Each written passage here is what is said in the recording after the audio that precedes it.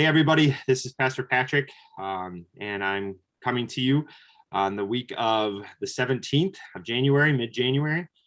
And one of the things that I continue to be impressed with our church is that we are interested and not afraid of having hard conversations. And so since I've been here, we've talked about, what does it mean to be welcoming and affirming, not just to those who are already here, but to maybe those that we don't know yet.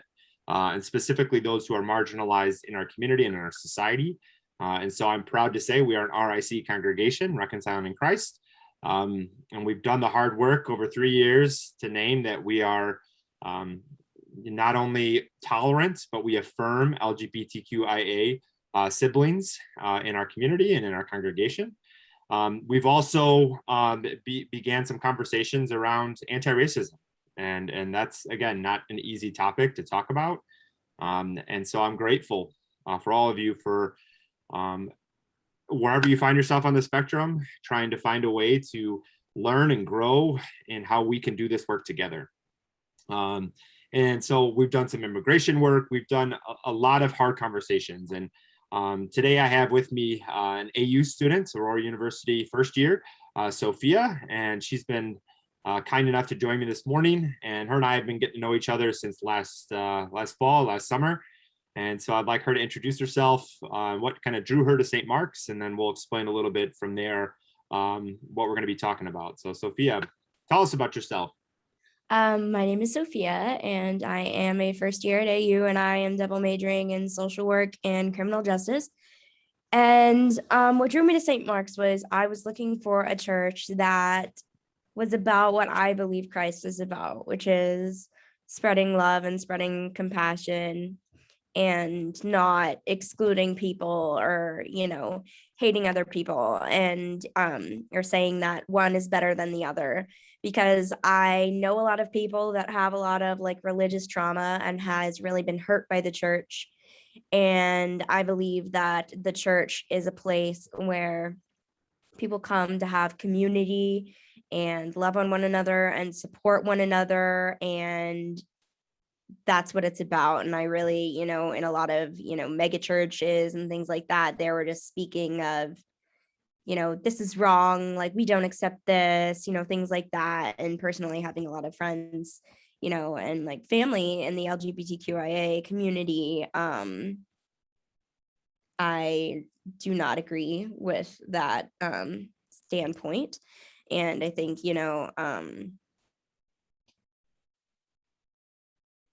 that Christ, it's not,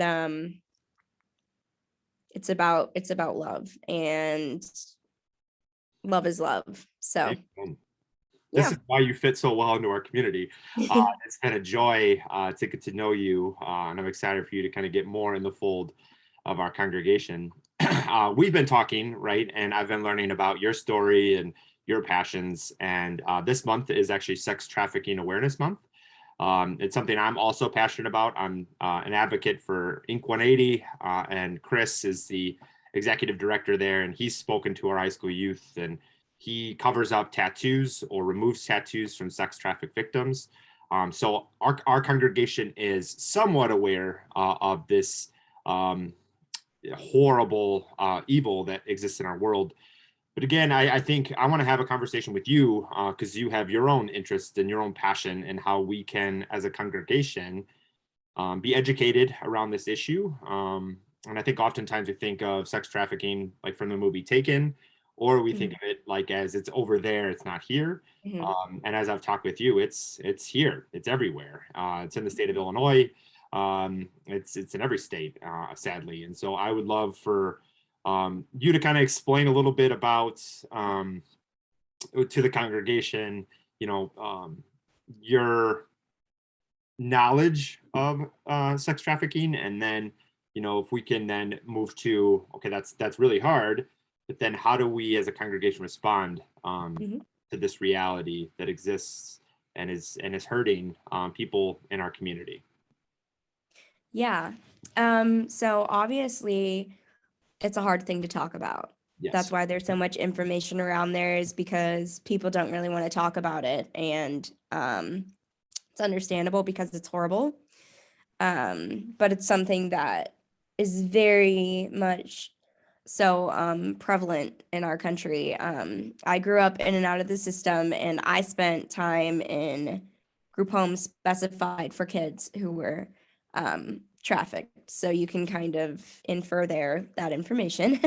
But so the US is actually the #1 consumer of the sex trade in the world. And whenever people hear, oh, sex trafficking, they think, oh, like Thailand or like, somewhere else. But no, it happens here. It happens right in our backyard. And it can happen to anybody. And although certain populations like foster youth, runaway, homeless, people who have drug addictions, things like that are more susceptible to become victims, but it can happen to anybody. And I think the common misconception is people think that, oh, people just get, my kid's just going to get kidnapped, plucked off the side of the road, like things like that. Does that happen? Yes, but that is such a small percentage of what actually happens. There are 3 main types of trafficking: sex trafficking, which is familial, which is where it happens within the family, and the family does it, like a parent does it or uncle or whatever, and sells, family members, or like a parent sells their child for sex and exchange for money, drugs, or other goods, things like that. Then there's gang sex trafficking, where individuals are sex trafficked by gangs under control of a gang. And then there's pimp sex trafficking, which is one of the most common. And a majority of people that are under pimp sex trafficking believe that their pimp is their boyfriend because they're under that type of coercion and things like that. And people don't just choose to go do this. They are manipulated, often vulnerable.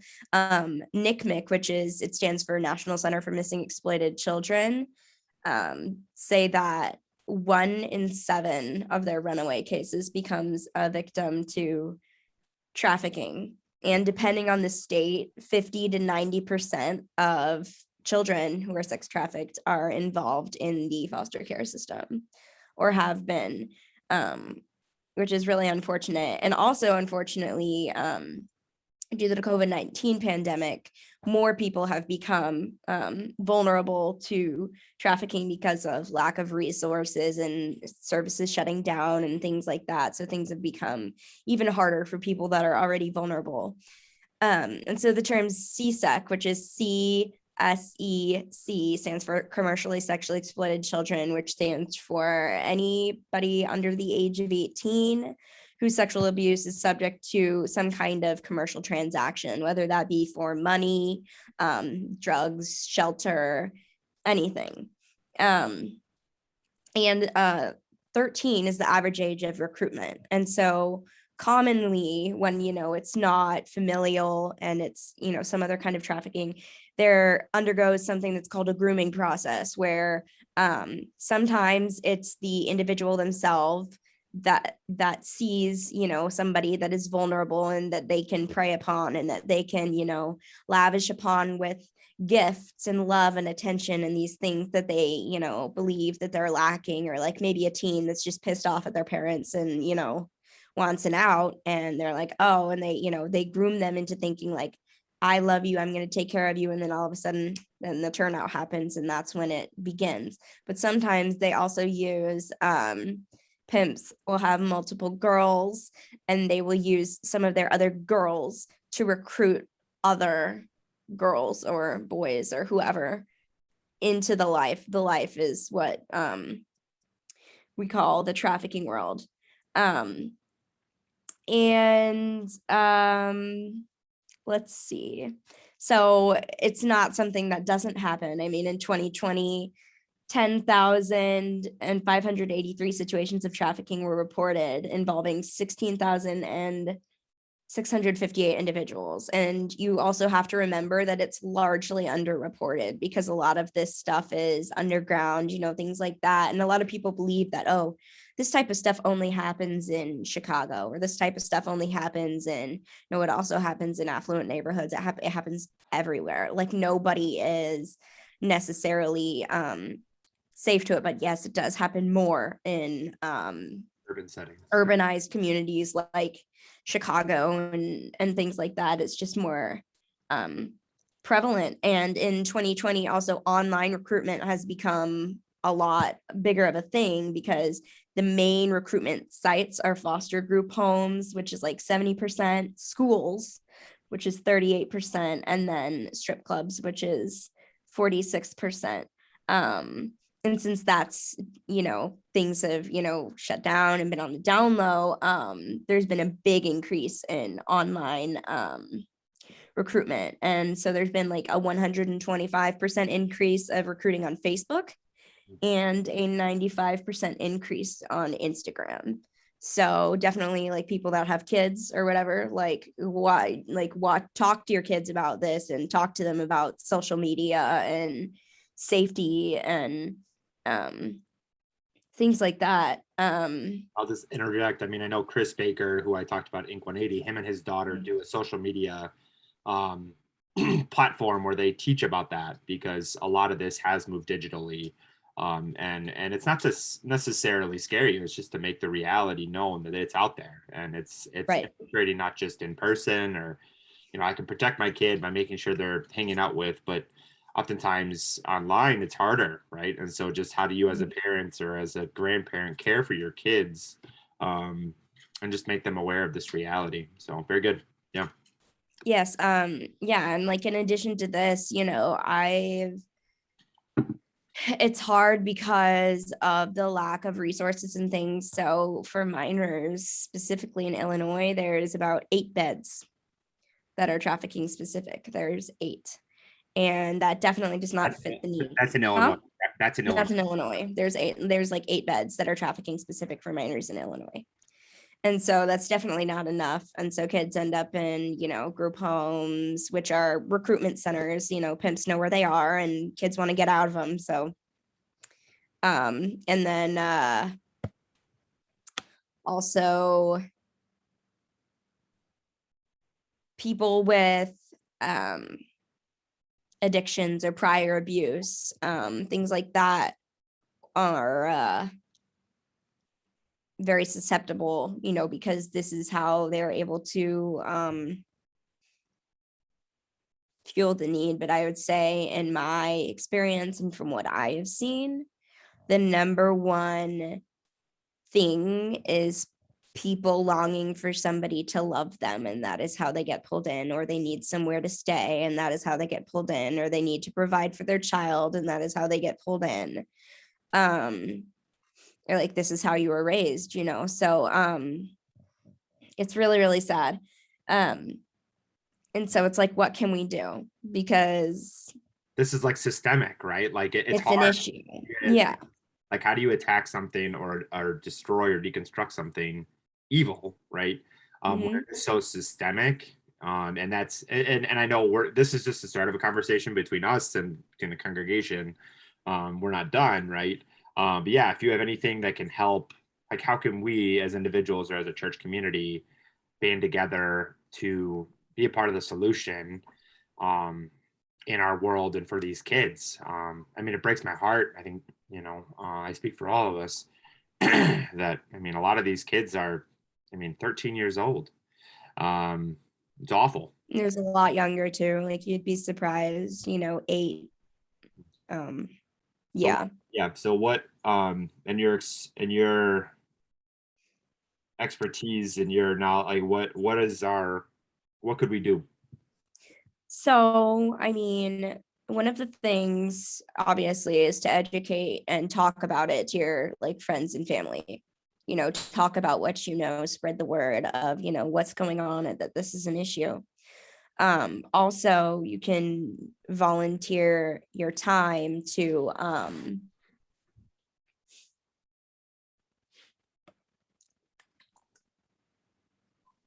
like put together care packages, put together hygiene bags, put together, because I know some people that do work on the streets of Chicago, and they go around in their van, and they see, whoever is on the streets, and they ask them, if they can give them anything. And, obviously, if it's an adult, if it's a child, they have to report it.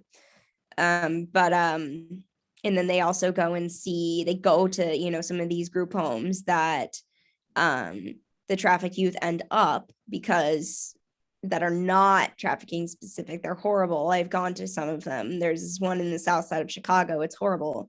It's like juvenile hall. They have like steel doors with like no windows, and the staff just basically, tell them, oh, you're never going to amount to anything, things like that. And I just think that that's absolutely horrible. So putting together care packages and, things that can help them. And then as well, I know an organization that I was at one of their placements. It's called New Day for Children. And if you go to newdayforchildren.com, you can donate, and they help with finding placement for youth that have been trafficked. And then they also help like transitional age, so like between like 18-25, like in there, because like when you're in that middle, that's also a really tough place to be. And they help them find placement. They help with medical care. They help with dental, any legal, anything, that's going on. They help with it. And so they're amazing, and they work throughout the country and do, some pretty amazing work and help a lot of kids. So That's fantastic. And Sophia, something you said, and it goes back to what we talked about early to start, is we are a congregation of love, and we want to be known not by our doctrine, but we want to be known by we love, period, no exception. And we especially are open to being pushed to love those that haven't experienced it, right? And I hear and it breaks my heart, because I think a lot of children just are not loved, and so they're going into the life, as you said, because they're seeking something that they don't have. And so is there ways we can be proactive to enter into some of these kind of areas or these centers that are preyed upon, that we can enter in and maybe focus, how do we love on those kids and provide them with a community that is going to walk with them? I mean, do you have any ideas on something like that? I mean, always creating more resources and, safe places to be, and potentially I can talk to some people about, becoming mentors, or volunteering at the group homes, or doing things like this, so that not only youth who have already experienced it, but youth that are especially at risk, Vulnerable. that there's that prevention, because they have somebody. And there's a whole other thing I can go into, about foster care and things like that, but it affects people of, all age populations, demographics, everything. And so the biggest thing is just education and spreading the word and donating time, money, whatever. And I think ultimately a goal would be, to open some type of like drop-in center, or shelter location or something for either, youth or adults, or one of both. And drop-in centers, you can work that in and have both. Drop-in centers are an amazing resource.